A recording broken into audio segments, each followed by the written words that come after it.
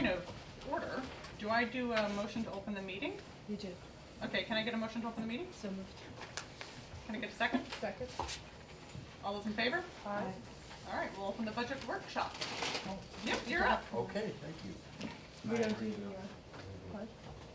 We'll do that when we open the Oh, okay. business meeting. Or the educational meeting, I should say.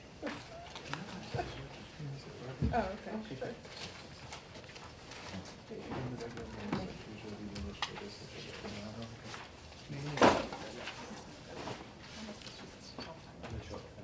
Well, good evening, ladies and gentlemen of the board, and Superintendent Graves, members of the community. My name is Dr. Philip Kenter. I'm the school business administrator here at Sag Harbor.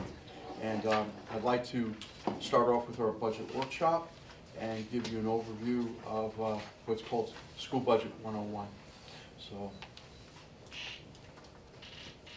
this is a multi-faceted slide in various colors. It basically walks a school district through the entire school district budget process and the time frames, the timelines that we use. And of course, a school budget is always a look at what our expenses are versus what our income or our revenues are. And at the end of the process, the two have to equal out. We're not allowed by law to spend a penny more than what's been adopted and approved by the community. So in the fall, if you'll notice in blue, we'll start right up at the top of the page, right here. Yeah, I know. And if you'll notice in blue, the district reviews long-range goals, projections, enrollments. The administration would typically discuss the preparation of the budget, listen to the board, what your concerns and priorities would be. And so that's the initial structuring of the board. And that gives us the opportunity to do the research we need to look at vendors, to look at programs, and to put that plan together. And then in January, typically that's the time when the governor of the state of New York proposes what's called his executive budget. And we as a district would receive that from the governor's office and review the governor's preliminary state aid projections, the amount of money they're projecting they will give our school district for that upcoming year that we're budgeting for.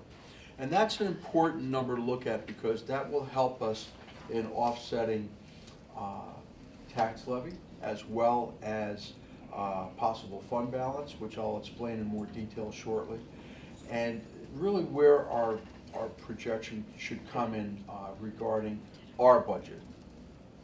In February, where we are right now, the district presents its preliminary budget information, and we identify all of the potential challenges, the adjustments, and the additions or deletions that we want to make to the budget, cost estimates.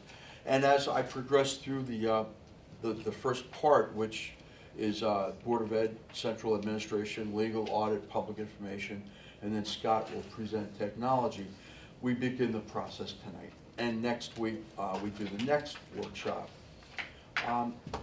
Some of the things that I wanted to point out, just as we're going into this and we're looking at February, when you consider expenditures, what it costs a district to operate, it's very, and then the incomes, it's very similar to thinking about your own checkbook. And you go to work every day, you earn money, that money goes into your checking account, some of it may go to savings, and with that you pay your bills. You pay your mortgage, you pay your home equity loan, you pay your car loan, you pay your utilities, your cable vision, your cell phone, your groceries, your credit card, and then whatever's left, disposable income, that might be what you use for special projects or vacations or to buy something new or to put away for the future. And so a school district kind of operates the same way with certain parameters, certain regulations or restrictions, if you will, of what we can and can't do. And one of the things that we try to do is afford ourselves with our purchasing what's known as an economy of scale or economies of scale. And what we will typically do is look at where we can get the best price for the best value. And in the business officials world, we call it watching our P's and Q's, meaning watching our price, the quantity, and the quality. And it used to be, it's just whatever the lowest price was, that's what we buy. But studies have shown and districts have found that just going with the lowest price isn't always the best thing to do. So we look at price, quality, and quantity, watching our P's and Q's.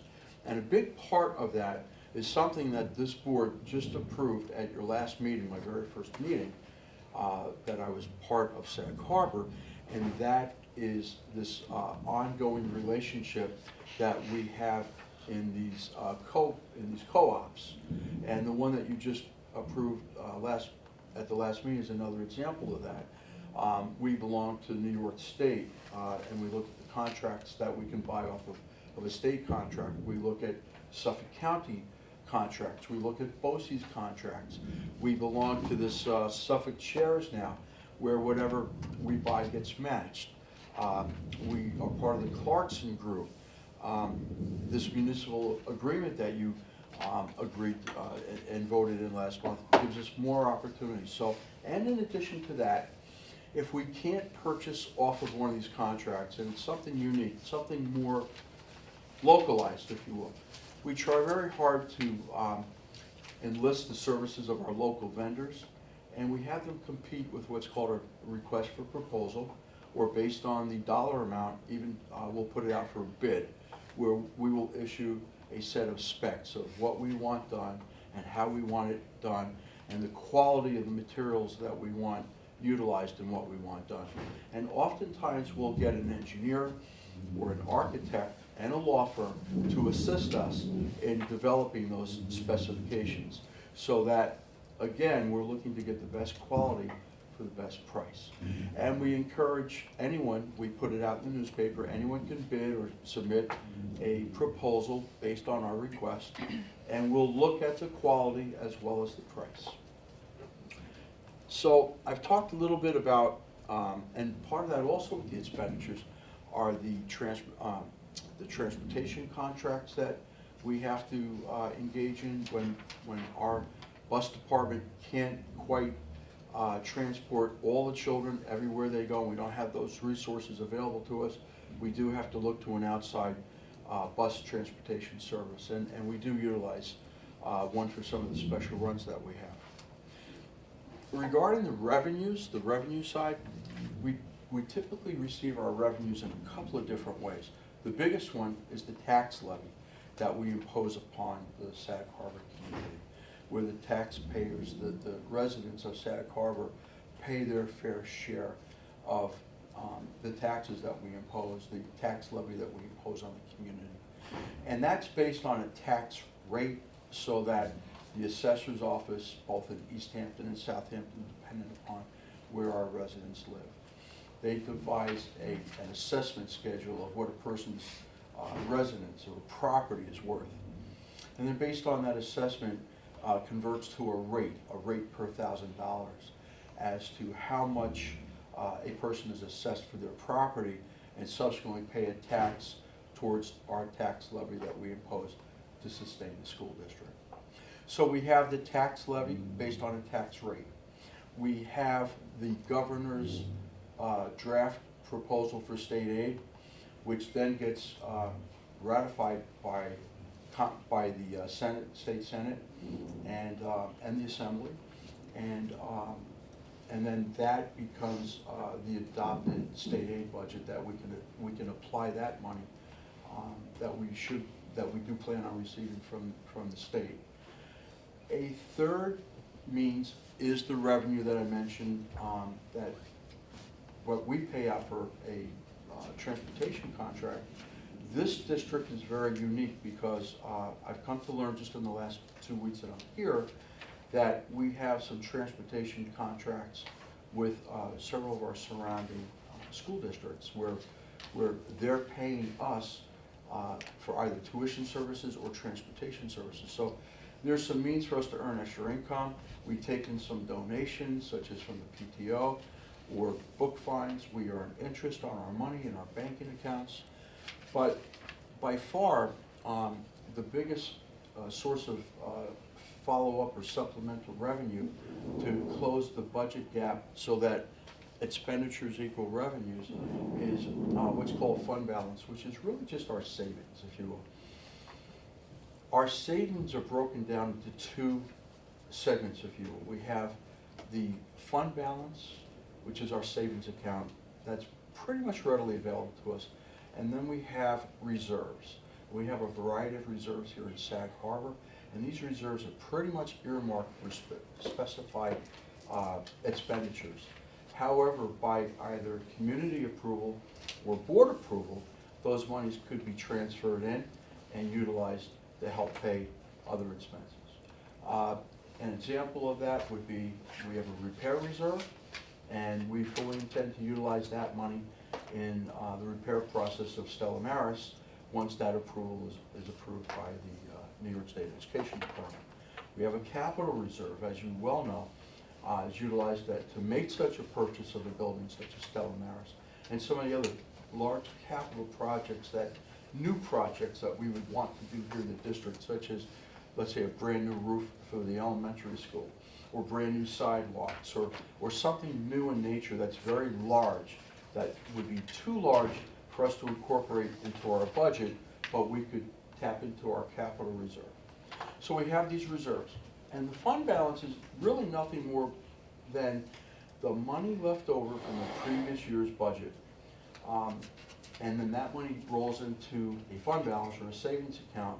And by law, we're allowed to have 4% of our budget. So anything beyond 4% either has to be designated to one of our reserves or returned to the community in part of the next year's budget. Can you say that again? On the fund balance, No, the 4%, just run that. 4% is the maximum amount that we're allowed to retain by New York State law of our budget. It's 4%. So, In our general fund balance. that's correct. Right. That's correct. So, when we're looking in terms of building a budget and the revenue side of the budget, we've talked about the tax levy, we've talked about other income, we've talked about state aid, and then the final piece is fund balance and or reserves. I'm going to add one more piece that I think you can speak to beautifully because you did it during your interview. We talk about small captures. You know, my mother grew up during the Great Depression, and the line was, watch your pennies and let the dollars do their work. And you spoke beautifully to this, is our Moody's bond rating just Yes. increased again, and It that did. goes to both the expenditure side and the revenue side, because as our reserves are more and more solidified, that enhances it's one of the factors that enhances our Moody's bond rating. Yes. But that, on the expenditure side, compresses our debt. Yes. So would you like to just, Absolutely, it's a very good point. The board and the superintendent really should be congratulated on the Moody's rating that you currently have. You've moved up to a rating of AA2, and that's an excellent rating for a school district. It's a phenomenal rating, and Moody's bases that on it's a combination of factors: the amount of debt we have, our ability to pay back our debt in a timely basis, our ability to pay back and pay our regular ongoing monthly expenses, the stability of the district, the known quantity of revenue coming in, namely through both state aid and from the tax levy. And they take all these factors into consideration, and they assess a credit rating to us. So we have an excellent credit rating here at Sag Harbor. And many districts don't enjoy that because they either borrow too much debt against what their income is, and they have an inability to pay back at a timely basis or at all, and then they have to borrow more money. And the other part to that is cash flow. And you're very wise in your cash flow here, because you take out what's called a TAN every year, a tax anticipation note, because the timing of when we receive our money from Southampton and East Hampton is a different timing factor as to when we have cash flow to pay our bills every year. So by taking out this tax anticipation note, it basically funds us for the several months that we need that money to maintain consistency in our cash flow and paying our bills. And by doing that, once again, we have an excellent credit rating here in SACCOG.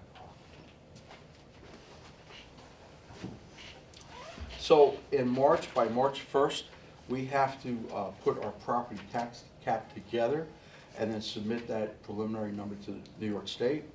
And that is basically how we arrive at the tax levy. The tax cap is a combination of how well Sag Harbor does with new construction and renovations, and in comparison to all the other school districts in New York State. And in fact, I just received the report from the state, and we are, statewide, we're number 3 in the entire state. And our number for next year is 1.0263. So Sag Harbor's ability to have new construction and renovations in this district is phenomenal statewide. So we will incorporate that number plus the CPI index number and a number of other factors into this very complicated formula, and we will arrive at our maximum tax cap allowance number. And then the board will decide which number to use. Do we use that maximum number or some other lesser number? And that number is directly correlated to the tax levy that we charge the taxpayers here in Sag Harbor.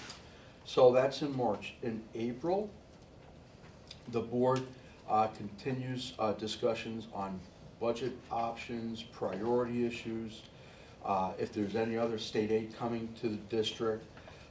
And then you as a board will start thinking about what amount of fund balance you would want to use. What amount of that 4% you might want to use to allocate towards our budget for next year.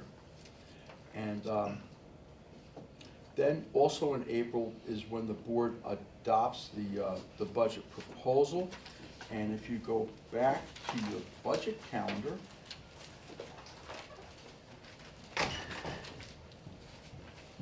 so you have a budget workshop next Monday night. You have another one March 12th, one on March 26th, one on April 18th, and then your budget workshop where the community is involved and review your entire budget is April 23rd. And on May the 7th is your budget hearing, where it's during this period that you adopt your budget. And then the community votes for your budget at the May 15th annual vote, which is a statewide vote. So this, and then the last thing I wanted to mention is what happens if the budget fails, if the community turns out and they were to say no to our budget. A school district has one of two options. We can go back to the drawing board and take a look and see either where else we can earn additional revenue from to meet the number that we're proposing, which might mean taking more money out of fund balance. Or on the other end, again, we have to keep the expenditures and the revenues equal. We would have to go back and look at all of our expenses and see where we could possibly cut expenses to lower the expenses to equal the income. Then we could propose that again to another vote to the community. Or the second thing we could do is immediately go to what's called a contingency budget, whereas we would essentially take out all of the non-essential items in the budget that are not mandated by law.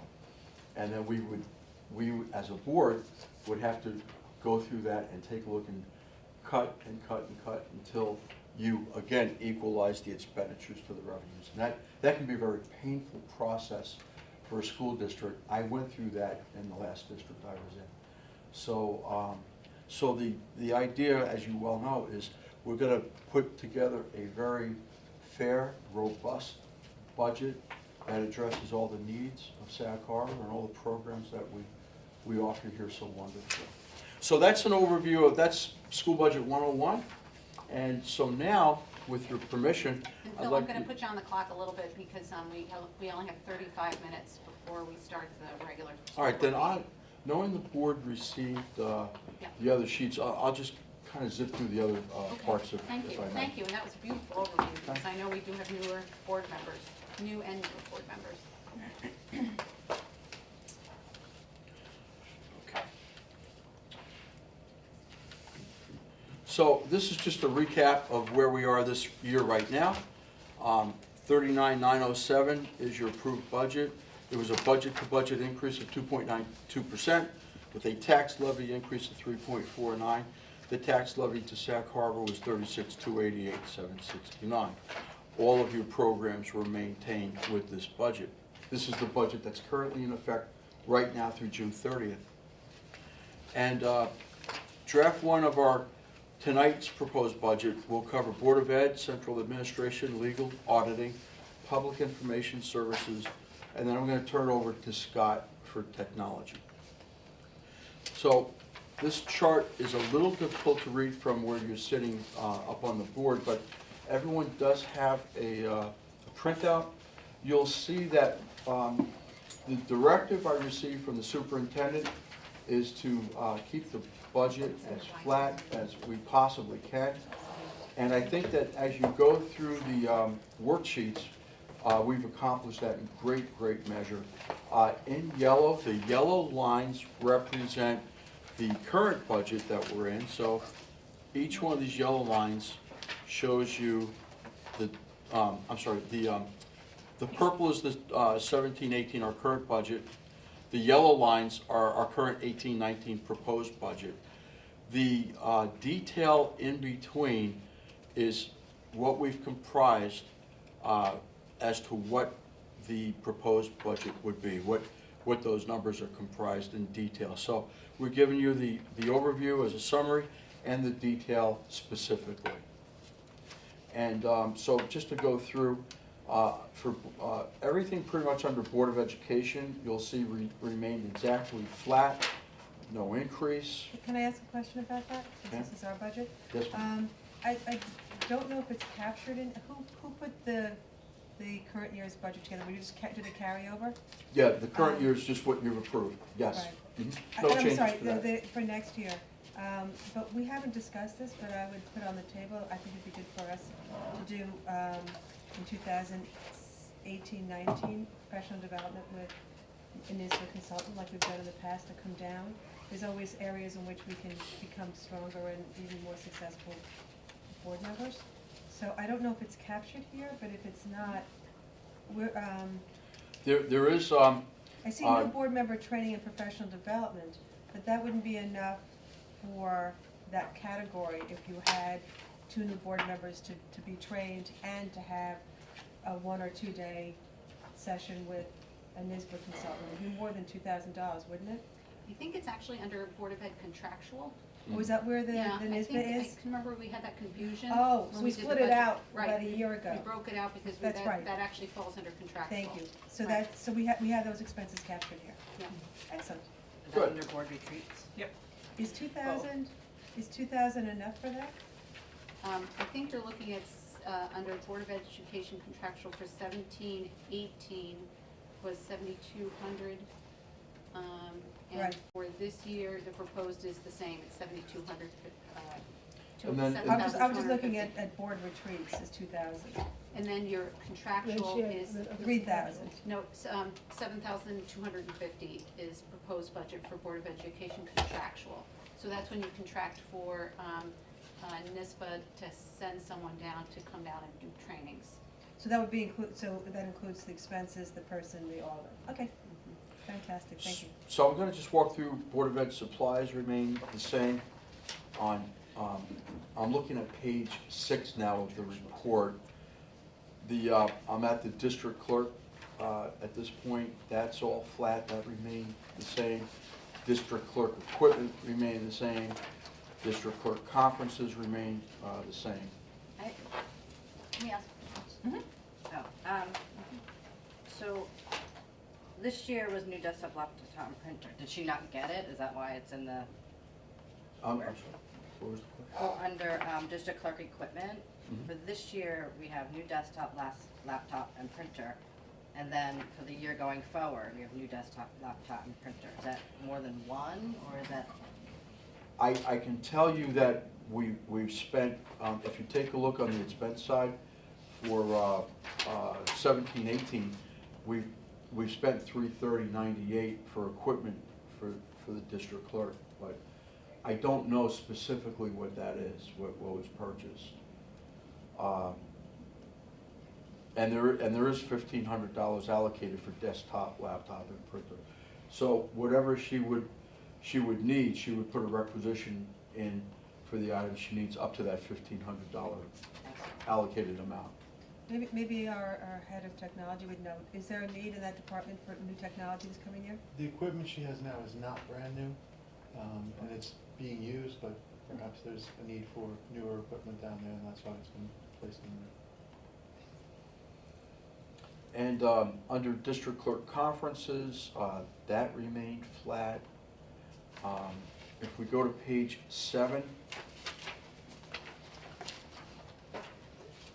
again, if you take a look all the way down to the bottom, all those lines are flat, no increases whatsoever from 17, 18 where we are to 18, 19 what we're proposing. Go to page 8. Can I ask a question? Yes, ma'am. In the current year, we spent 26,000 less than the 46,000 budgeted, correct? Well, What page are you to looking at? date, that's correct, but don't forget, this is only February 5th.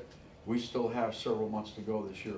So the expenses here are as of February 5th. Correct. So anything we post, I would just really suggest that be bolded so people realize, because I think some people will look at this, and if it says 2017-18 budget and expenses, they'll assume The that, year's closed out. yeah, that the years, they may not understand, so Mhm. that's helpful to know. Sure. And in the past, there have been times where when we've gotten these budgets, had a column that estimated what the expenses would be if there was a way to do that. So as you go through this, if there's a category where we think the expenses are gonna be way under or over by the end of the year, I think that'll be helpful for us, because that might just help explain why things may shift. Okay. Does that make sense? Well, isn't that what that does with the district clerk, for example? I think it might help, could you just walk us through the district clerk salary issue, if we go back to page 6? Sure. Because we've got a 13,000 in the red, does that mean we basically spent a lot more than we budgeted for that? Well, that was in the year 2016, That was 17. last year. Okay, and so when you go to page 7 and we've got this difference where we have this overage, does that mean that captures that for this year?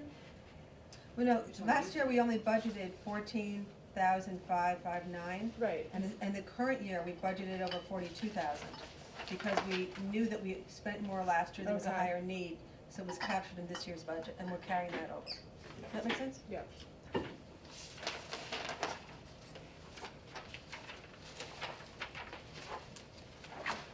Is it okay, we'll go to page 8? Okay.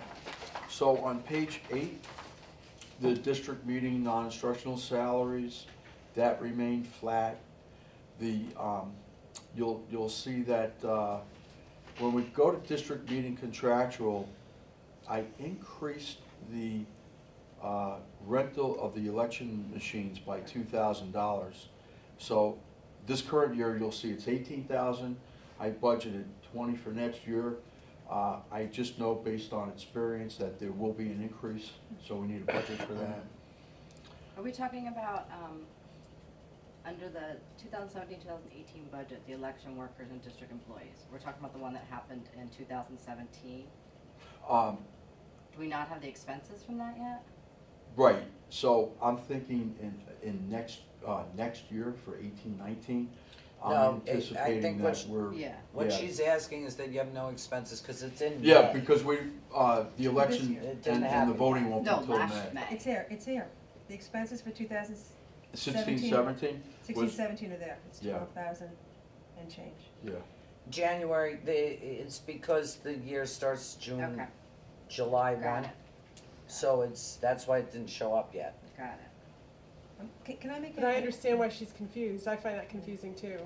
Well, the election in May of 17 Is the end. is your expenses were 12,957 and 36 cents. That was the last one.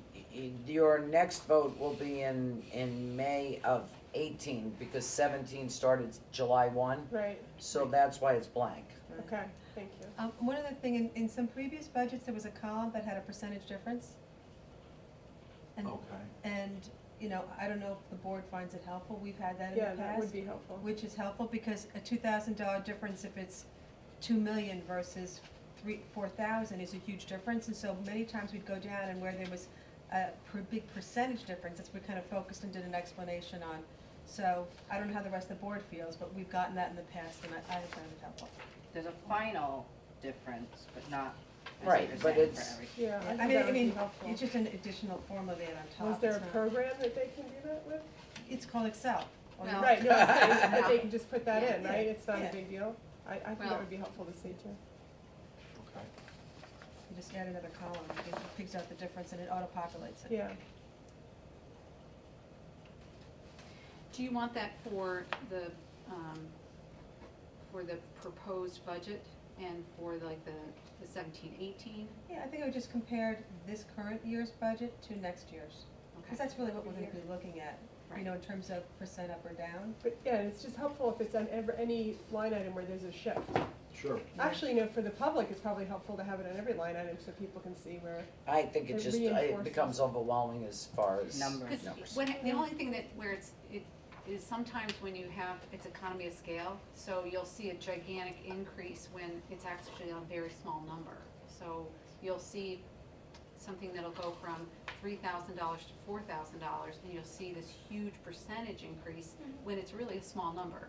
And that becomes a sort of sticker shock, so that's why I'm a little hesitant when you do percentages, because people go, oh, look at that percentage, because it's the economy of scale. Because again, when something goes from $3,000 to $4,000, Right, you'll see it's this 33% increase. Exactly, Right. exactly, and people go, oh, and that can really confuse your public sometimes, it takes them off task. I think that's why we actually removed percentages and went to this model where they could actually, you have a look back period that we did this stacking 2 years ago, where people could actually see 4 years of what we've been spending, Right. and we Right. went away from the percentages. I mean, I absolutely get your point. I think the flip side is true, though. Someone could see a $50,000 difference and go, oh my God, that's huge, but it might be 50,000 as a percentage of several $1,000,000, or 900,000, it would be a very small percentage. So, I don't know, we've, since I've been on the board, we've always had it, and the years before we had it, but if the rest of the board doesn't want it, I think it's very helpful. It's very traditional when you're doing budgeting to have percentage up and down, but it's. Well, let's continue through this budget presentation, and then maybe a little later on, we can get the will of the board as to how we'd like to receive our information. Because I'm worried about staying on the clock. Yeah, Okay. go ahead. So, at the bottom of page 8, you'll see the $2,000 increase for the anticipated additional cost in the election machine rentals. 8.9%. Page 9.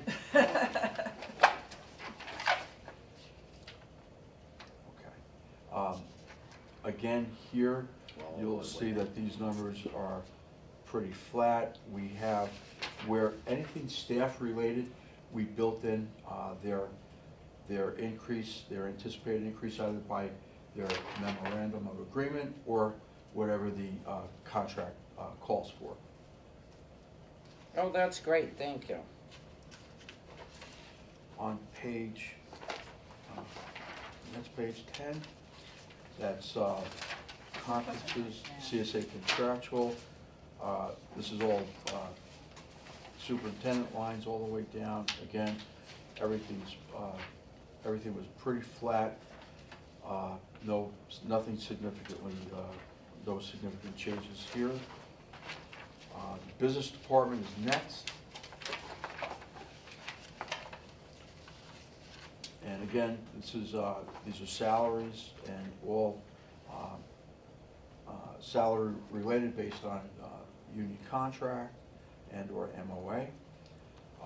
Down at the bottom, you'll see some office equipment that remained flat. at $2,000. If you go to the next page, again, the cost for everything remained flat.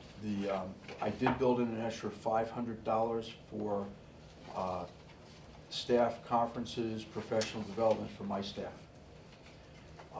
Under the section regarding CMA, Capital Market Advisors, CBiz, Omni Group, Edge, these are all the vendors that work closely with the business department for the respective services that they render, such as Omni with 403B program, Moody's Bond Service that I talked about, CBiz, they maintain our capital asset inventory program, and those types of things. I built in, where I did not receive an actual quotation for 18-19, I made an assumption of a 2% increase in those lines. Same thing with BOCES, any of the .49 codes.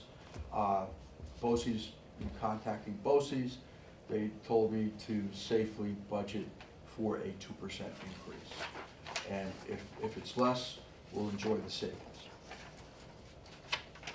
We go to the next page, the district treasurer and the treasurer equipment, conferences, and all that. You'll see at the bottom, there's a slight increase of $1,564. And again, that was based on anticipated 2%. If you go down to the next page, auditing, contractual, and I'd like to bring an item to your attention, if I can, on that page, about midway down. You'll see that we have, there's a line listed entitled Internal Auditor and Other Audit Fees, $35,000, item for discussion. And I think Katie might also talk more about that. But as for the size of our school district and the enrollment we have, we are not required by New York State to conduct an internal audit. So we have budgeted for it, and it's in here. And at the very end of my presentation, I'm going to show you 2% increases with two amounts.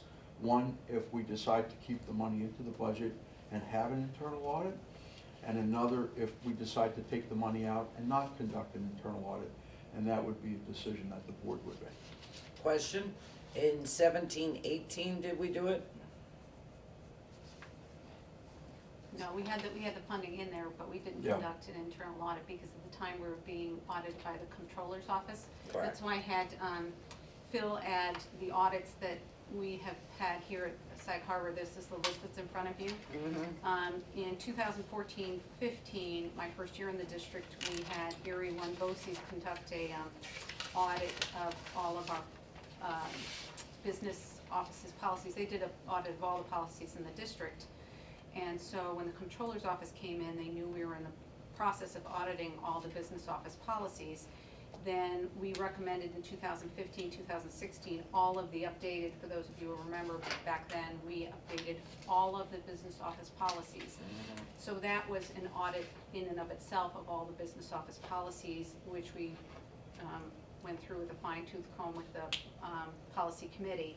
Then these are all a list of other types of audits that have taken place here, the biggest of which was comptroller's office. And that was a very rigorous, in-depth one. So these were all about segregation of duties that were applied. And each one looks at, so for example, the cafeteria was audited. So that was, again, are we maintaining everything we're supposed to be doing for the cafeteria?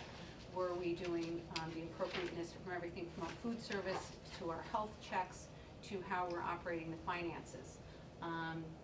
They looked at our after-school programming. They looked at, the list goes on and on and on.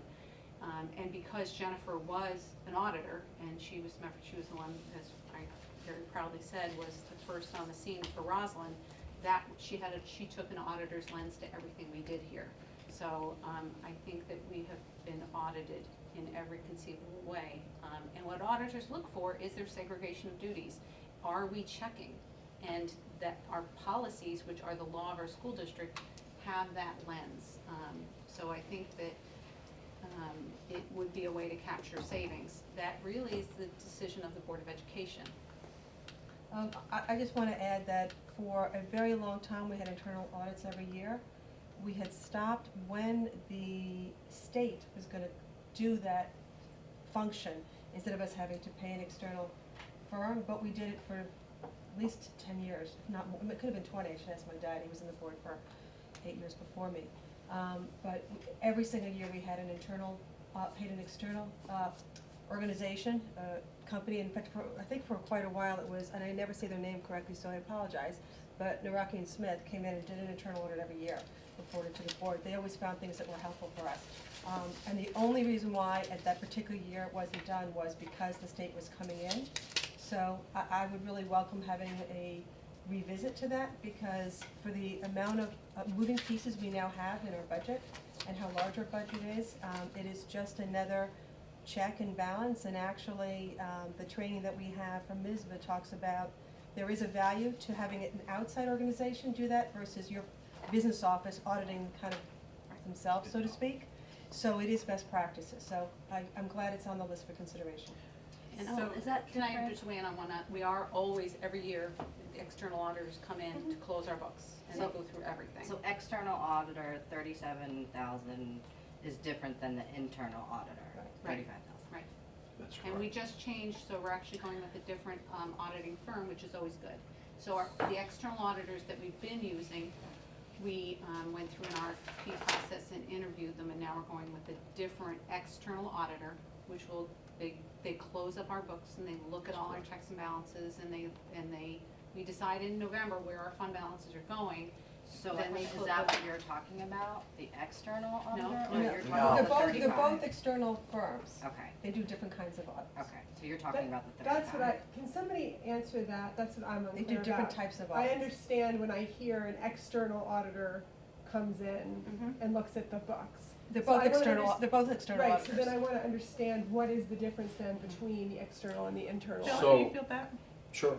The internal auditor will make recommendations to the district, to the superintendent, to the business official, and to the board as to maybe some specific findings they may have. It's usually based on, it's usually directed by the board. If there's some particular thing that you would like to look upon within the district, that's not always covered by an external auditor. So it might be, it could be anything, cash receipts, cafeteria, the way the business office operates. It could be really But isn't that what the external auditor did when they did their presentation last time?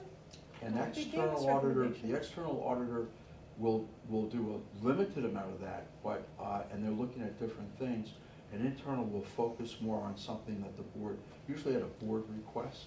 Okay. But in addition, but I also wanted to mention, regardless, the external auditors they're pulling everything, and I tell you, everything from the business office. They want to see all of our records, everything has to be made available to them, our bank statements, our treasury reports, our cash receipts, all of our revenues, all of our income, all of our expenditures.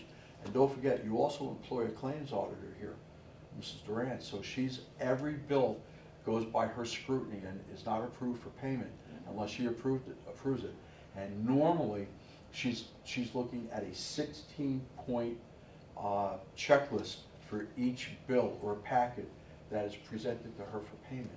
So all those elements, the correlation between the amount of the invoice and an original invoice and a shipping document and a purchase order and a requisition and all these, and the numbers have to match, and that there's no tax charge.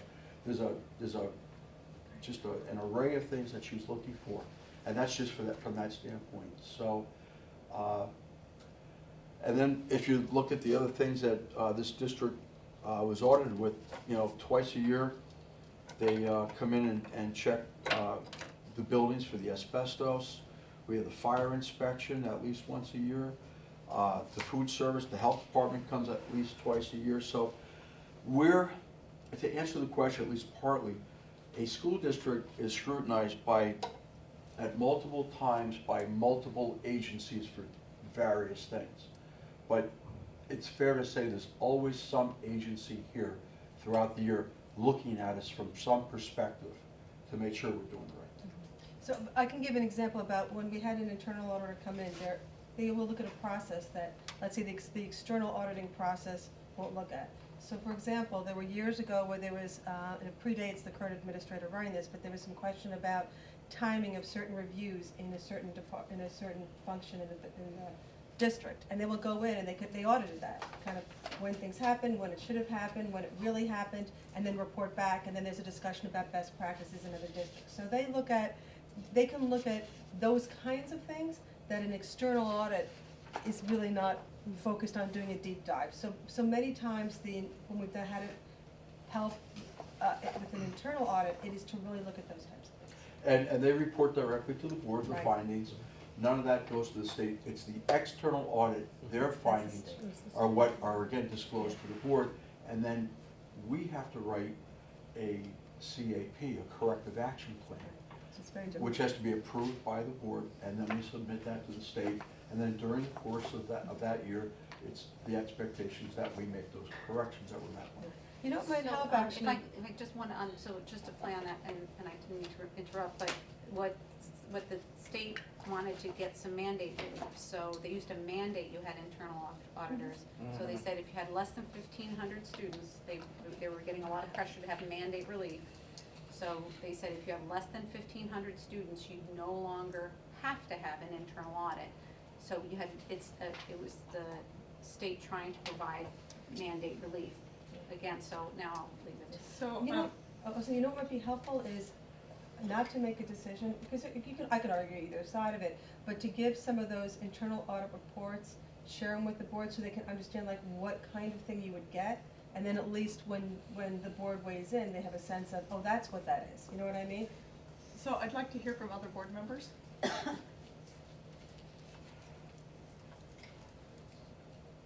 Feel free to chime in, board members. It's a lot of passion. I had a question. Yeah. On this chart, the time duration, is this what's required by law, or is this what we do, or have been doing? On the bottom. Yeah, the annual, semi-annual.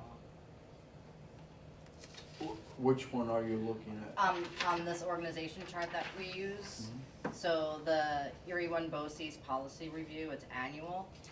No, that was, I believe, the district requested that from Erie One BOCES, and it was, so the audit was conducted in the 14-15 school year, and then the recommendations were They adopted keep 15-16. doing it, it's ongoing, they're continuing to do that service for us, Every year. yeah. Other questions or comments from board members? It seems redundant. So this year, we budgeted the $35,000 for the internal audit, And we're not using and we're it. not using it. I think, if I may, Diana, to keep things moving, obviously, Phil's summary page, when he gets there, shows an increase with and without the $35,000. And I think, back to referring to how he opened the evening, you have to put all the pieces of the puzzle together before you decide in your family if you have enough money left over to go on vacation. So maybe we shelve this with a little asterisk and wait until we continue our budget process, knowing that we've planted over here a $35,000 swing either way as we investigate more, so we can keep going tonight. Any objection for that approach? None. And can I just ask one thing? I think what Chris suggested would be really helpful, to just see one of those internal past audits that, and we can have a sense of what that is. Because it seems redundant unless you see, I guess, what it is perhaps. Maybe the 2014 and 15 from Naraki Smith. I can check my email, I might even have them. See, meaning what we would Do you see wanna the- look We at can most just recent look at it, internal and audit look at an report? example and just Yeah. understand. It's a very different kind of report and. What it is. Than you get from, so it doesn't hurt. See whether it's It's free to look. helpful or Yeah, whether guys it's something look we at need it? or not. So, we'll ask that we pull, the last internal audit report and just provide that to the board. Any objection? Okay. Thank And you. then I just want to follow up on something January said.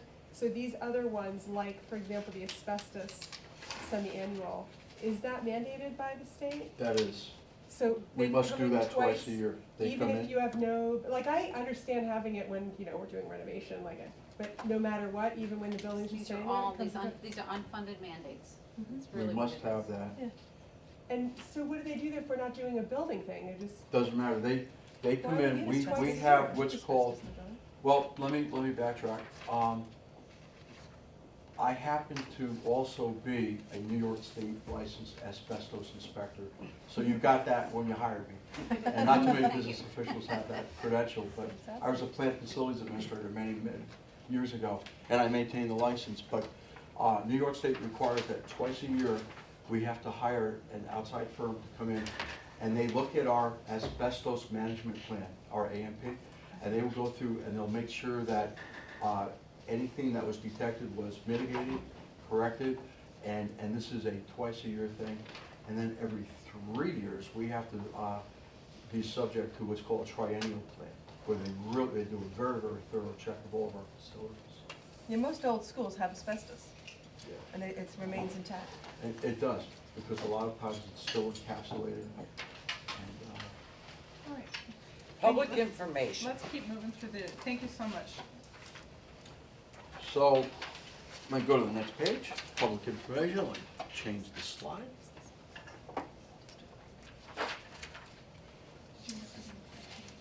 So, I put a slight increase of $1,500 in that line for 18-19, namely for the printing of newsletters and notices, and the possibility of an increased cost in our legal advertisements, so I put a small increase there.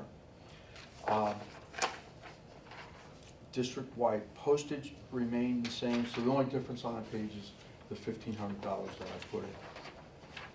We go to this very last page. This is our summary page. There we go. And this walks you through, again, in the purple color, the 17-18 budget that we're currently in. In yellow is the proposed 18-19 budget. So if we walk through under Board of Education, it remained flat with no increase. Under District Clerk, remained flat with no increase. Under District Meetings, remained with a $2,000 increase because of the voting machines that we think might cost us more. Under the Chief School Administrators line, an increase of $6,458.68 based on contractual for staff. On the Business Department, $5,174 increase, again, contractual for staff. Treasurer, $1,564 increase, MOA. Legal services, purchasing, audit, anticipated increase $3,000. Public information, the $1,500 I talked about. And again, these numbers include, budgeted in is for an internal audit, should you choose to have that. The total anticipated increase is $19,696.68, or a 1.57% increase. And should you remove the internal audit, it drops the increase down to 1.22%. I just wanted to give you that number at the very end. So you have both options to look at. Can I ask a question of the public information services budget? Is that budget just incorporate kind of the costs of hard goods to communicate? So if we were gonna do something that was digital, that wouldn't be captured there, it would be in the technology budget? Yeah. Okay, thanks. And I want to thank everyone, and at this point in time, I'd like to turn over to Scott Fisher, our Technology Director. Thank you very much. Thank you. Thank you. Thank you. Appreciate it. While Scott's coming up, I want to say what a great job Phil's done on leading the Business Administration Office.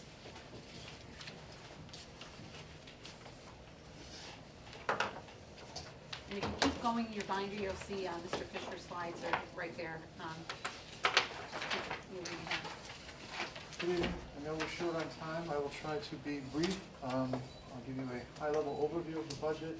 But by all means, if you have questions, I'm happy to dig a little bit deeper.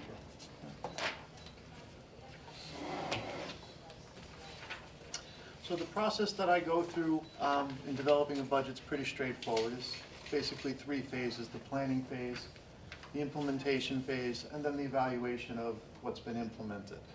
And one of the most critical parts of that, that planning is getting the staff input. So every year at budget time, I solicit feedback from all of the staff members through a survey of things that they need to help them do their job better for the following year and what will benefit the students.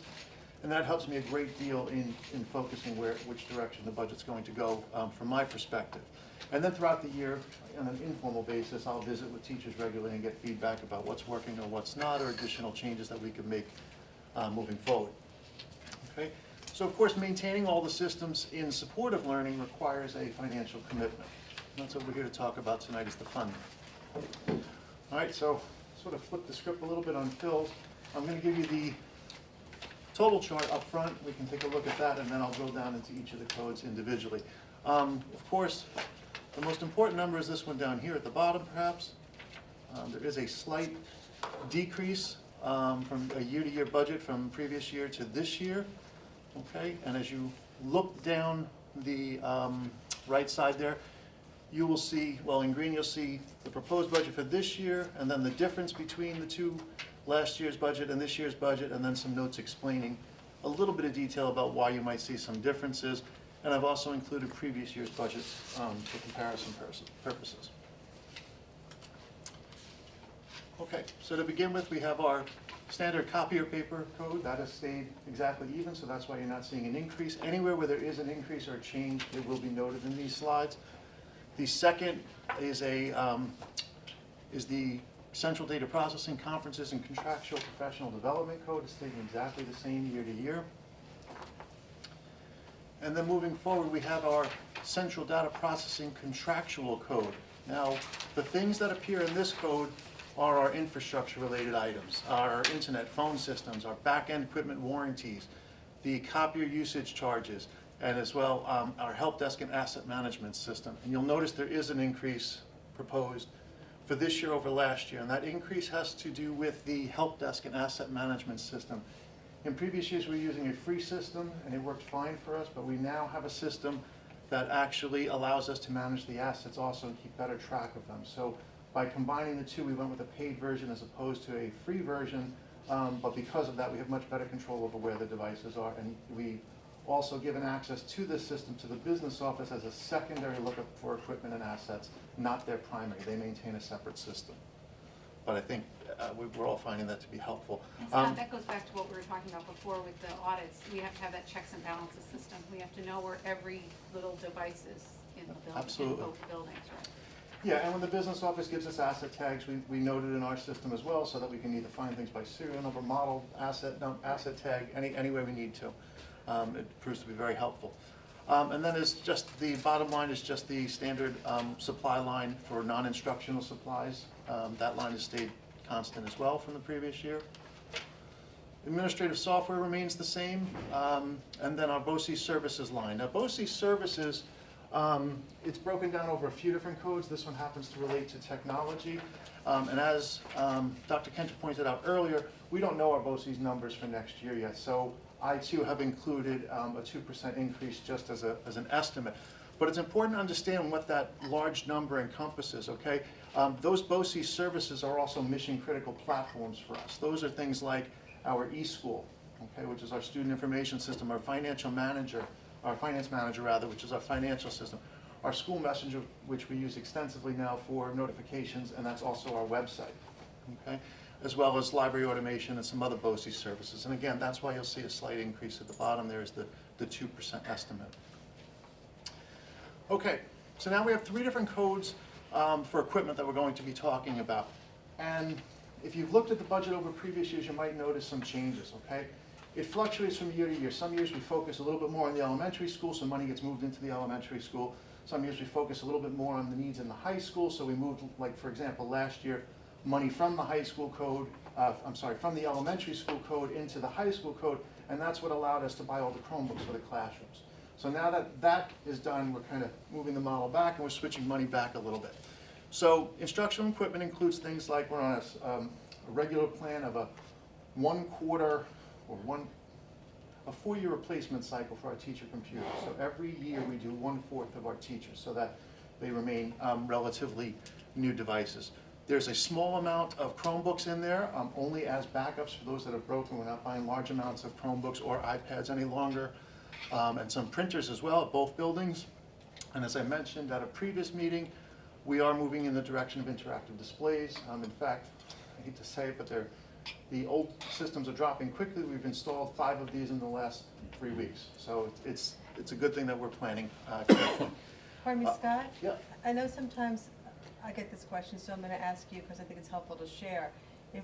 When we're replacing these Chromebooks over the course of every 4 years, they kind of get swapped out, right? Mhm. What happens to the old ones if they're still working? Well, We it's keep them not- for parts? We haven't done that for Chromebooks yet, but Okay. yes, as the Chromebooks fall Right. apart, we definitely, the guys do a great job of tearing those apart and building and fixing other ones.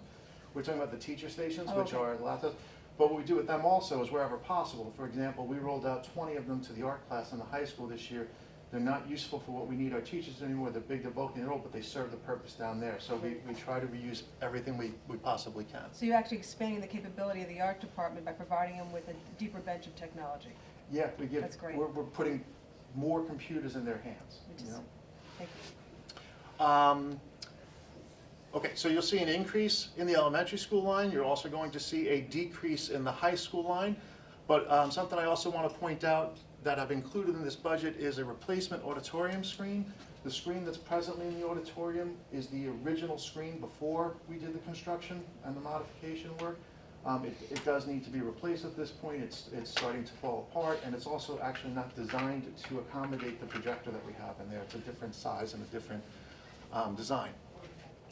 Another thing Since we that, have Julie Andrews coming in next week, you know, we might want to just ramp up our game a little bit. we'll try. Another thing that we're putting in there, or I'm proposing that we put in there, is a chorus microphone or a room microphone. Similar to the microphone that we have on top of that camera there, that it just captures everything on its own. We run into a situation now where when we do recordings of the shows in the auditorium, we're not capturing the audience. So it sounds very dead when you play it back. It sounds like they were not before a live audience, because the only feedback you're getting, or the only audio you're getting, is from the microphones from the performers. In addition, we have a number of performances where students may have a line or two only, and they're quickly running on and off stage, or they have to change costumes, and to mic them up for that short period of time presents some logistical challenges. So instead, this microphone that I'm proposing we put in there would take care of both of those issues. If we actually have a chorus there, you'll hear the entire chorus. They don't need to be mic'd up. If a student runs on or off the stage, we'll catch them with whatever lines they're saying, and it will also improve the overall recorded experience. Okay, this is the district-wide equipment code. It's the back end. You'll notice there is a slight decrease from last year. If you'll recall last year's budget, we spent a lot of money upgrading the wireless infrastructure, and it helped tremendously. We need to do that in advance of the Chromebooks that we were putting in there. So now that we have that, we need to focus on the bigger equipment on the back end. On the left is our core system, and on the right is our network arrays. The core system is the device that everything else in the district connects to. It was replaced 7 years ago. It is time to replace it because we've expanded our use of that system. What we might actually be able to do, though, is supplement this system and not replace it entirely. But we definitely need to take care of that sooner than later, because if that fails, that's a real problem for us. In addition, I'm also trying to ramp up this, I'm pointing over here, that's where our network operations center is, trying to ramp that up in advance of the Stella Maris expansion, because there will be connectivity from that building back to this one as well. Okay? And the storage array gives us greater storage capacity for files and information. Okay, our contractual code here for our instructional software. This is where our subscriptions come from. We have subscriptions to things like Tinker for Coding, which is used extensively at the elementary school. It's the early level introduction to coding and the start of the whole STEM learning experience for our students. It's been very successful for us. We have other programs like Learning.com, and we're also seeing a big increase, a big push in the use of the iExcel and the MathXL subscription software packages. They are both online packages that provide guidance and training for students in various curriculum levels. They're assigned works by the teachers, and we've gotten a tremendous amount of use out of it this year, and I have many requests for additional uses for it next year, so that's why you'll see an increase in that code as well. The others are standard codes. Our supplies for toner and cleaning supplies and such, that's remained the same.